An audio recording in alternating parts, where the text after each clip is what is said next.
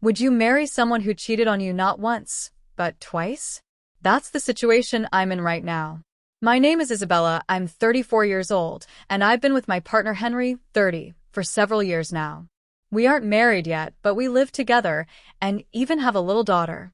On the outside, it probably looks like we're a normal American couple just figuring out life. But inside, I carry a weight that never leaves me because I betrayed Henry not once, but twice. And yet, despite everything, I still find myself wanting to marry him. I know what you're thinking. I'm the villain, the cheating girlfriend. And you're right. But let me take you through my side of the story, even if it doesn't justify anything I've done. When I first met Henry, he was this sweet, hardworking guy with big dreams. He worked as a seaman, constantly traveling months away at a time. I admired him for how determined he was to build a future for us, but deep inside, I hated the distance. I was a single mother back then, raising my little girl from a past relationship, and Henry accepted me and my daughter like we were his own family. That meant everything. But loneliness, it eats at you in ways you can't explain. Henry would be gone for months, and the house felt colder with each passing day. I'd scroll through my phone, see couples holding hands at the mall, families going to church together, and I'd feel that void tearing me apart. I told myself, he's doing this for us, for our future. And I believed it. But believing didn't stop the ache. During one of those long stretches when Henry was away, I made my first mistake. I started seeing someone else, a man I met through mutual friends. At first, it was just casual talking, someone to fill the silence when Henry couldn't. But it quickly became more. I let myself fall into temptation, convincing myself it was only temporary, that I still loved Henry. When Henry came back from his contract, he noticed immediately that something was different about me. I was colder, distant. He kept asking what was wrong, and I kept lying. Then one day, something happened that blew it all up. Henry's dad posted a photo of us on Facebook, Henry holding me during one of our vacations, and tagged me. Some random guy reacted with an angry emoji. Henry asked if I knew him.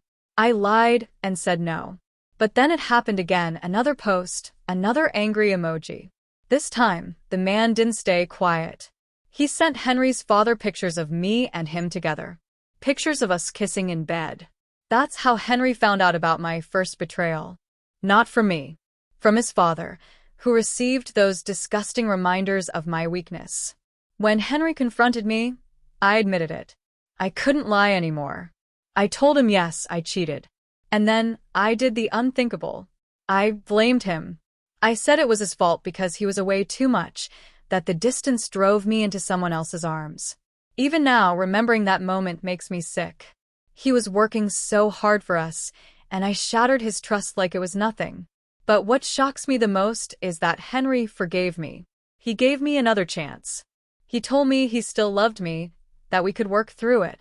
Most men would have walked out right then and there, but Henry stayed. I don't think I've ever met someone as loyal as him. For a while, things got better. He left his seaman job and found work as a salesman, something that allowed him to be home more. We rebuilt slowly, day by day.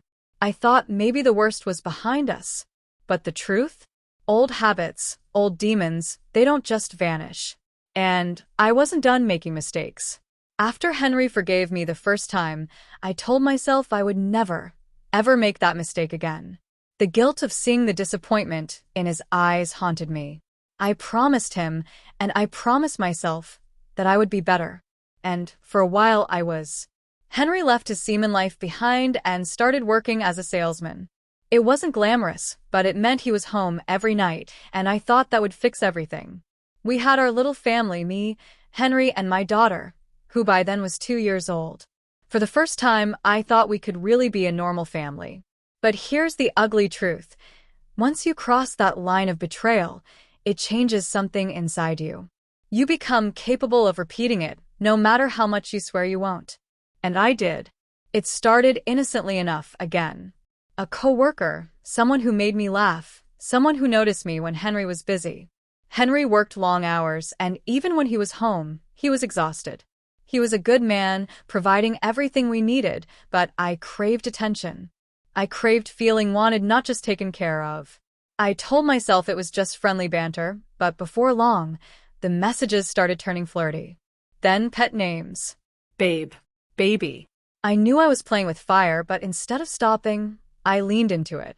It was like part of me wanted to test how far I could go before it all collapsed again. And collapse it did.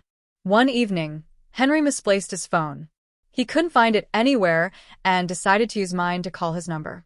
I didn't think twice about it. I had gotten so comfortable hiding things that I didn't even worry. But when he unlocked my phone, he saw everything. All the messages. All the little "I miss you" notes. All the "good morning, baby" texts that weren't meant for him. I'll never forget the silence in that room. He didn't explode right away. He just stood there, staring at the screen.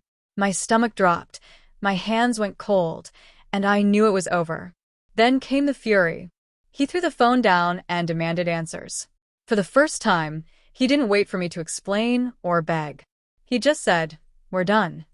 And in that moment, I believed him. I thought Henry was finally finished with me, that I had pushed him too far.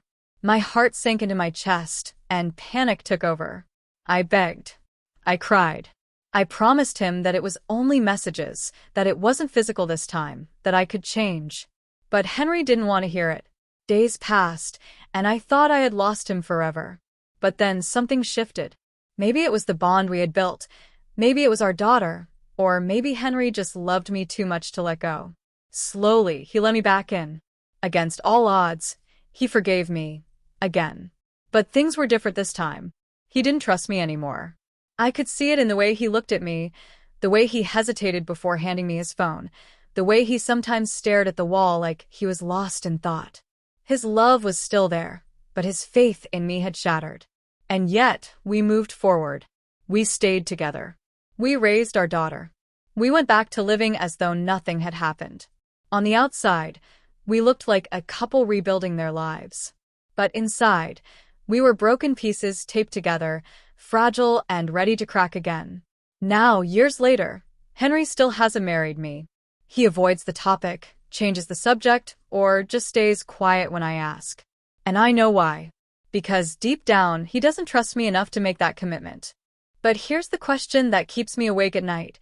Can someone like me, someone who betrayed the person they love more than once, ever be worthy of marriage? Or have I already destroyed any chance of truly being his wife? I love Henry, I really do. But sometimes when I push him about marriage, I see the pain flash across his face, and I realize maybe he'll never look at me the same way again. It's been a few years since that second betrayal, and on the surface, Henry and I live like any other couple. We wake up, get ready for work, make breakfast for our daughter, and carry on with the daily grind. But underneath all of that, there's a heaviness I can't escape. Every time I look at Henry, I see both the man I love and the man I've broken.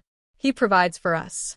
He's there for our daughter in every way a father should be, patient, kind, present. He doesn't drink, doesn't gamble, doesn't hurt me. He's a good man. The kind of man other women would dream of having. And I had him. I still have him. But I don't have all of him anymore. I see it in his eyes when I bring up marriage. I'll ask, "Henry, when will you finally make me your wife?" And he'll just go quiet, change the subject, or sigh like he's carrying a burden too heavy to put into words. Sometimes he just says, "Not now, Isabella," and walks away. At first, I thought he just needed time, that the wounds I caused needed to heal. But time has passed, and the scars remain. He may love me, but he doesn't trust me. And how can you marry someone you don't trust? The worst part is, I know I created this prison for myself. I cheated not once, but twice.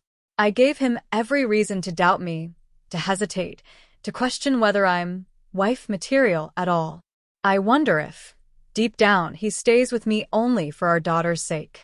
Maybe he doesn't want her to grow up in a broken home. Maybe he thinks enduring me is better than losing her. That thought kills me. Because I do love Henry. More than I've ever loved anyone. I know it sounds twisted, given what I've done, but my love for him is real. Every time I see him holding our daughter, laughing with her, teaching her little things, I feel like my heart could burst. And then I remember the times I betrayed him, and that love turns into guilt so sharp it feels like I can't breathe. People on the outside don't know our story.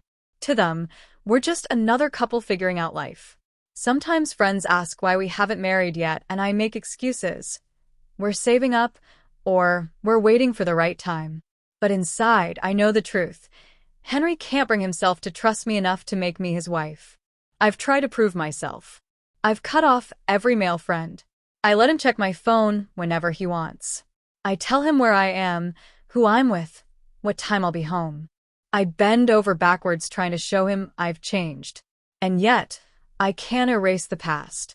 Sometimes, late at night, when Henry's asleep, I just lie there staring at the ceiling and wonder if he'll ever forgive me enough to truly move forward. Or if we're stuck in this limbo forever, together but never whole. And here's the cruel irony. The one thing I want most in the world right now is to marry Henry. To stand in front of our family and say vows, to make it official, to finally feel like I belong to him in every way. But maybe I've already lost that chance. Because the truth is, no matter how much I beg, no matter how much I plead, Henry might never see me as a wife. Not after what I did. I've told myself this story 100 different ways. Sometimes I frame it as loneliness, sometimes as weakness, sometimes as a desperate cry for attention. But when I strip away all the excuses, I'm left with one cold truth. I betrayed the man who loved me the most twice. Henry isn't perfect, no one is, but he never deserved what I did to him. He sacrificed his own career at sea to be closer to me. He worked long hours to provide for me and our daughter. He accepted me as a single mother and treated my little girl like his own. And how did I repay him? By seeking comfort in other men. By shattering the trust that should have been the foundation of our life together. I think about the way he looked at me before all of this, the way his eyes lit up when I walked into a room, the way he held me like I was the only woman in the world. That look is gone now. It's been replaced by something heavier, quieter. He still loves me. I can feel it in the small things he does, but the joy, the spark, the purity of it, it's not the same. And I know I'm the reason why. Every time I push him about marriage, I see him flinch. It's like I'm asking him to bind himself forever to someone he can't fully trust. Maybe he stays because of our daughter. Maybe he stays because some part of him can't let go, no matter how much I hurt him. But I can't help but wonder. If I were in his shoes, would I have stayed? Or would I have walked away long ago? The truth is, I don't even know if I deserve to marry Henry. I want it more than anything. To wear the ring, to stand in front of everyone we love and promise that this time, I'll be faithful until the end.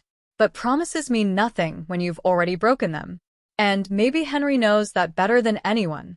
Some nights, I sit in our kitchen alone and stare at the engagement magazines I still secretly buy, as if planning a wedding that may never happen.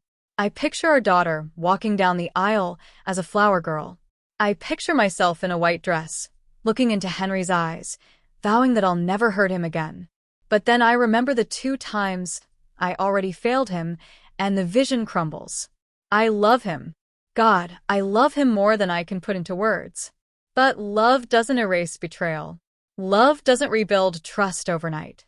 And maybe love, no matter how real, isn't always enough. So here I am, writing this confession not because I expect sympathy, but because I don't know what else to do. I'm living in this limbo, trapped between the man I love and the mistakes I made. Should Henry marry me after everything I've done? Or am I forever unworthy of being his wife? I don't know the answer. But I know this. If Henry walked away tomorrow, I would have no one to blame but myself. So that's my story. I cheated twice on the man who gave me everything, and somehow, he's still here. But he won't marry me, and maybe he never will. Reddit, tell me honestly, does someone like me even deserve marriage after what I've done? Or is Henry right to keep me as his partner, but never his wife? What would you do if you were in his shoes?